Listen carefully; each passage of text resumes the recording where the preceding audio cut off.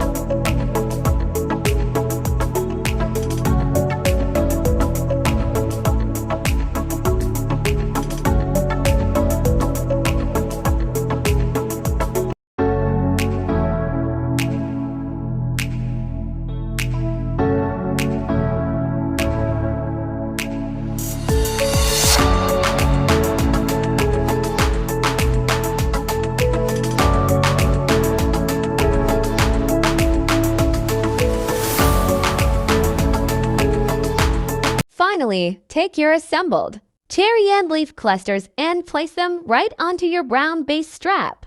Using a yarn needle or working slip stitches SL straight/SC joins, securely stitch the cherries and leaves directly onto the brown base so it holds its shape nicely while worn.